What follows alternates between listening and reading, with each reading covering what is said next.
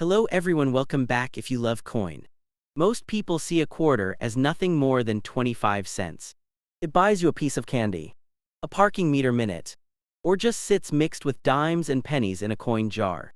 But what if I told you that even a common quarter from the late 1990s could carry a story? And sometimes, a little more value than you expect.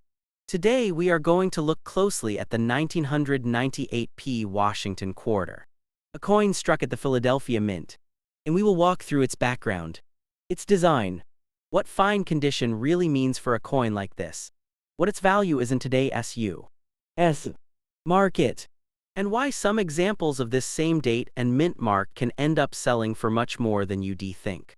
The Washington quarter is one of America's most familiar coins. First introduced in 1932 to commemorate the 200th birthday of George Washington. It replaced the standing Liberty quarter and quickly became a standard in American currency. The design by John Flanagan features a bust of Washington on the front end, at least until 1998. A heraldic eagle on the reverse. By the late 1990s, this design had been in circulation for more than 60 years. And millions upon millions of them were being produced every year. In 1998, the Philadelphia Mint struck an incredible 268,000 quarters, that's nearly 900 million pieces. With such a high mintage, it's no wonder that the 1998p quarter is still very easy to find in circulation today. Almost every roll of quarters you search will yield at least a few from that year. The P mint mark on the obverse, to the right of Washington's ponytail ribbon, identifies it as a Philadelphia coin. Now, let us talk about grading, because condition is everything in numismatics. When we say a coin is in fine condition, we're reusing a specific grade term. Fine generally means a coin has been in circulation for quite some time and shows obvious wear. But the design details are still visible. On a Washington quarter in fine grade, Washington's hair will appear smooth and worn, especially at the highest points, but the main outlines are still clear. His cheek and jaw may look flat, and the eagle on the reverse will have most of its body worn down, but you can still make out the wings, the legs, and the general design. The rim is usually intact, and the lettering around the coin is still legible.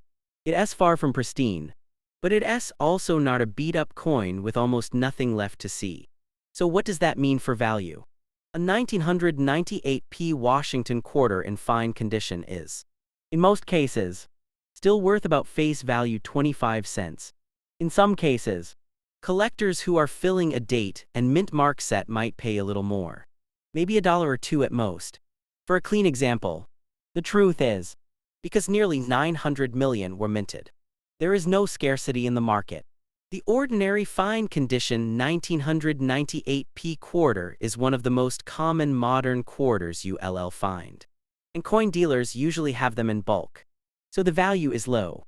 But here's where things get more interesting. Not every 1998p quarter is ordinary.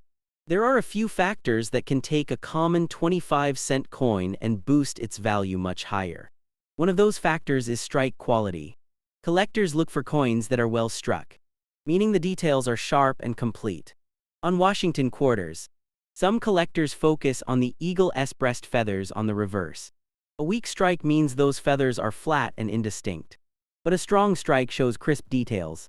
Strong strikes, especially in higher grades, are always more desirable and can command a premium. Another factor is mint errors. Mistakes happen at the mint, and when they do, the coins often become collectible. Some 1998p quarters have been found with off-center strikes, die cracks, doubled dies, or other striking anomalies. A doubled die can show up as doubled letters or numbers on the coin, especially in the date or in the motto, "In God We Trust." An off-center strike is when the design is not properly centered on the coin, leaving part of it blank and part of it crowded. These kinds of errors can fetch anywhere from a few dollars to hundreds of dollars, depending on how dramatic and well-preserved the error is. For example, a simple die crack might be interesting but worth only a few dollars. while a major off-center error with more than half the design missing could bring in much higher bids at auction. High-grade mint state coins are another area where value jumps. While a fine coin is heavily worn, a mint state coin shows no circulation wear and retains its original luster. Collectors and grading services like PCGS and NGC assign grades from MS60 all the way to MS70. A 1998P graded MS65 or higher, with strong strike and clean surfaces, can be worth significantly more than face value. Some recorded sales show certified MS66 examples selling for dozens of dollars, and rare superb gems in MS67 or MS68 can push into the hundreds. While those values are reserved for the very best preserved coins, they demonstrate the potential range of this date and mint mark. Proofs are also worth mentioning. Although Philadelphia generally produces circulation strikes, the 1998 proof quarters were struck at the San Francisco Mint with an S mint mark. So if you see a 1998 S, that S a proof and not the same as the 1998 P. Proof coins are specially made for collectors with mirror-like fields and frosted designs. They were never intended for circulation, and in top grades, they can be worth considerably more. So don't confuse a 1998 S proof with a 1998 P circulation coin. They are very different in terms of how they were made and how they revalued. If you rechecking your change for a 1998 P quarter, here's what you should do. Start with a magnifier or a good phone camera. Look at the mint mark to confirm it is indeed a P. Then examine the date and lettering carefully for any signs of doubling or unusual distortions. Check Washington's profile and hair to gauge the grade. Is it just worn smooth? Or are there still sharp lines? Flip to the reverse and look closely at the eagle, especially the wings and breast. For strike quality, if something looks unusual, compare it to reference images online of known error varieties. If you believe you have something beyond the ordinary, perhaps a doubled die, an off-center strike, or a high-grade example, do not clean it. Cleaning can ruin the natural surfaces of a coin and reduce its value dramatically. Instead, protect it in a coin flip or a soft holder and consider sending it to a grading service for authentication. PCGS, NGC, and Annex are all reputable options that can certify your coin and assign it an official grade. Certification adds credibility and can significantly improve your chances of selling at a good price if you choose to put it on the market. For selling, ordinary fine condition 1998 P quarters are basically just spenders, so you're better off using them for laundry or vending machines. But if you find a higher grade example or an error, that's when selling becomes interesting. Online marketplaces like eBay give you access to collectors who may pay a premium.